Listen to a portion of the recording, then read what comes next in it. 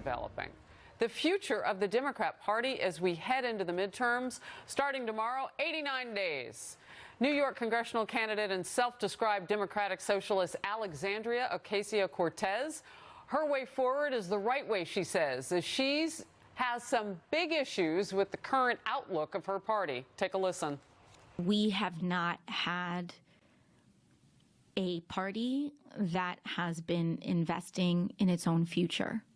So we have people who are constantly fundraising for their own reelection.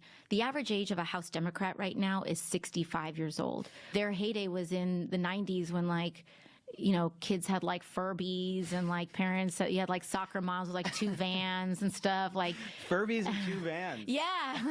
That's a dream. That's not America anymore. If we could only get her to read a book on the Middle East so she knows that Palestine's not a country.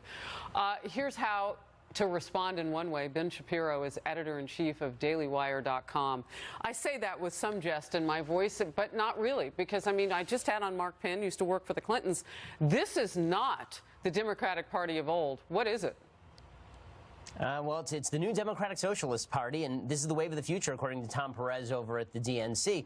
What's really incredible about all of this is that if Republicans could simply make this a referendum on Democratic extremism, on the fact that this is not even Nancy Pelosi's party anymore, it's Ocasio-Cortez's party, then Republicans would have, I think, a much better shot in 2018 and going into the future. The fact is that she makes statements that are factually untrue on a regular basis. She makes claims about socialism that are wild and crazy. She wants to spend, and Bernie Sanders' plans, they want to spend something like $218 trillion over the next 30 years, which would require a quadrupling of the percentage of GDP that we spend on government over the next 30 years.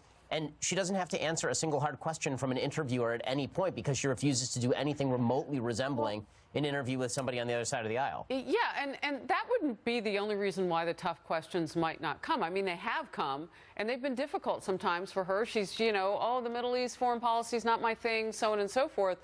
And she struggled in some areas, but quite frankly, I thought her district was here in New York. And the Democrats are putting her out on this main national stage, and that gets complicated no matter whom they surround her with, like Bernie Sanders, whoever it is. I mean, you have a direct clapback to the soccer moms line.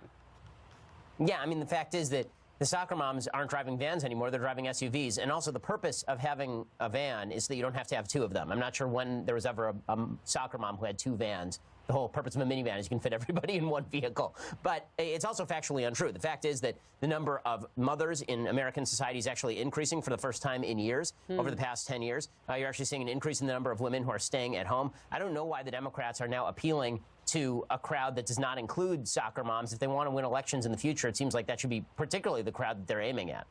You know, what is it, the passion versus the policy? I had a guest on Outnumbered Overtime earlier today, Noelle Nickpour, who put it that way. And she said, as long as they stay in the passion lane, that's fine. But what is the policy that goes along? What socialist country do we know of where these policies have actually worked? That's my question. You know, they keep shifting the answer, right? The USSR, they say, was not socialist. They say now Cuba was not socialist and Venezuela is not socialist. Now they really like the Nordic countries, which they say are socialist, ignoring, of course, the fact that all wealth generated in Nordic countries was generated by capitalism, and their social redistribution programs have actually created massive costs for those countries. The attempt to label what are capitalist countries with a few social systems on top of those as socialist countries as a whole, even those countries reject it. Denmark's prime minister came to the United States a couple of years ago when Bernie Sanders was saying Denmark was a socialist country, and he said directly about Bernie Sanders, no, we're not a socialist country, we're a capitalist country.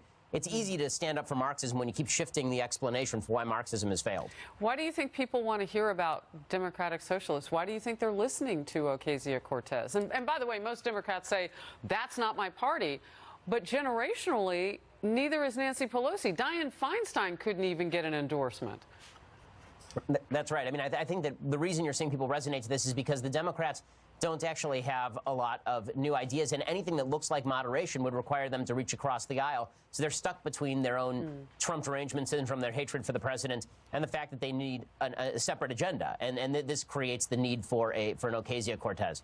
Well, Ben Shapiro looks into it and writes about it and is on the program tonight very candidly. Thank you. Great to see you. You too. Up next.